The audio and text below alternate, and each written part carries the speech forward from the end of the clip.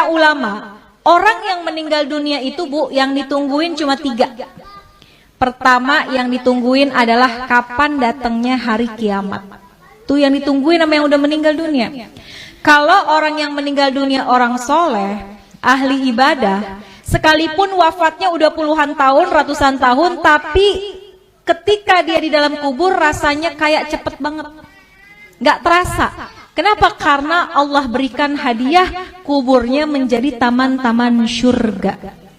Kita berharap kita bisa model kayak begitu. Tapi sebaliknya, kalau orang yang meninggal adalah orang yang suka zalim, sama Allah nggak pernah deket, sama manusia senangnya bikin permusuhan, maka sehari aja dia masuk dalam kubur itu rasanya seperti udah puluhan tahun, udah bisa sampai ribuan tahun rasanya. Maka orang yang ada dalam kubur yang meninggal dunia nungguin kapan sih datangnya hari kiamat. Orang baik pengen buru-buru cepat supaya bisa segera masuk dan menikmati keindahan surganya Allah Subhanahu wa ta'ala. Orang-orang sebaliknya, orang-orang yang jahat, yang zalim pengen buru-buru juga datang hari kiamat. Dia pikir kelar siksaan kubur udah selesai.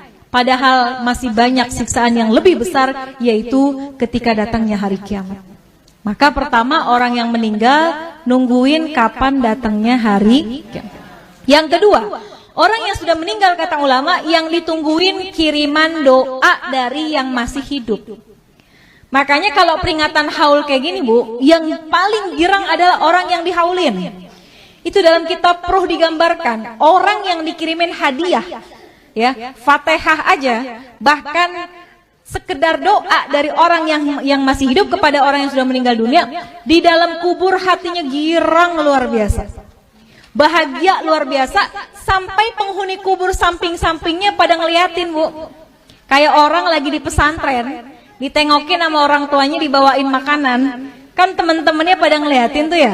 Itu sama ceritanya seperti apa yang ada dalam kubur. Kalau orang tua kita dikirimin Fatihah, dikirimin doa sama anaknya, maka girang banget hati orang tua kita. Tuh penghuni kubur lainnya pada ngintip, kalau bahasa kita dikirimin apaan sih gitu ya. Maka mereka sangat menunggu kiriman doa daripada keluarganya yang masih hidup di dunia. Bahkan diceritain Bu, kalau yang ngirimin anaknya, keturunannya itu malaikat akan membawa doanya menggunakan nampan yang terbuat dari emas. Punya nggak nampan dari emas? Nggak ada. Tapi Masya Allah ketika kita meninggal dunia, malaikat hadirkan doa.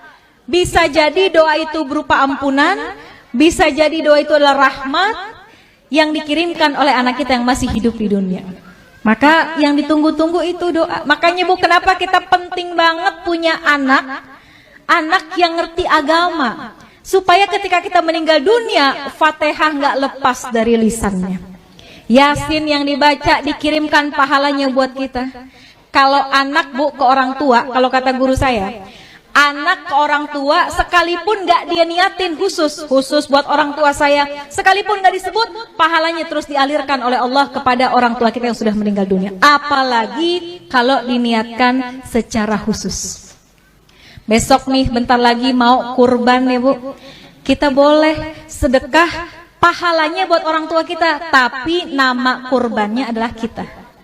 Kita kirimin deh, kita berkurban, pahalanya kita niatkan buat orang tua. Itu tuh hadiah yang paling baik, yang paling bagus, yang ditunggu-tunggu sama orang tua kita yang sudah meninggal dunia. Yang ketiga, apa yang ditungguin sama orang yang meninggal dunia? Kiriman laporan dari malaikat. Tuh malaikat itu Bu ngirimin laporan tentang anak cucu keturunannya.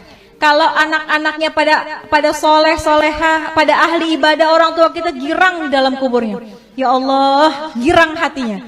Tapi kalau yang disampaikan oleh malaikat, anak-anaknya pada berantem, anak-anaknya ninggalin sholat, anak-anaknya pada nggak akur satu sama lain, itu juga berita itu akan sampai kepada orang tua kita.